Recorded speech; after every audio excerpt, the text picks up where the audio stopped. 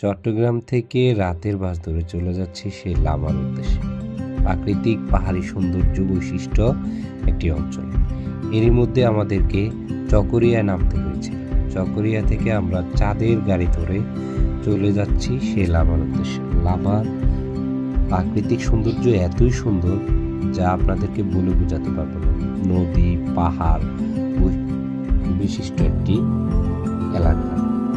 এখানে আপনারা অনেক পাহাড় পেয়ে যাবেন, যেখানে আপনারা থাকতে চাইলে থাকতেও পারবেন। এর মধ্যে আমি একটি পাহাড়ে উঠেছিলাম, সেটা হচ্ছে অ্যাডভেঞ্চার ভ্যালি।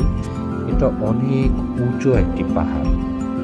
লামাতে অনেক সুন্দর সুন্দর পাহাড় আছে, যেগুলোর ভিতরে আপনার হচ্ছে Sukia valley, Mirinja valley, adventure valley ইত্যাদি ইত্যাদি।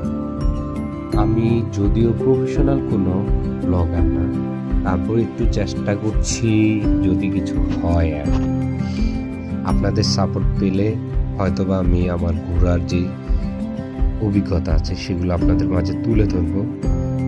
এই পাহাড়ে ওঠার সময় আমার অনেক কষ্ট হয়েছিল, আমি অনেকবার বিরতি নিয়েছিলাম, যেগুলো হয়তোবা এই ভিডিওর ভিতরে নেই। পাহাড়টা অনেক উঁচু ছিল, উঠার মধ্যেই অনেকে দেখলাম এরকম অসুস্থ হয়ে যাচ্ছিল, প্লাস একটু বিরতি নিচ্ছিল। এটা হওয়া স্বাভাবিক।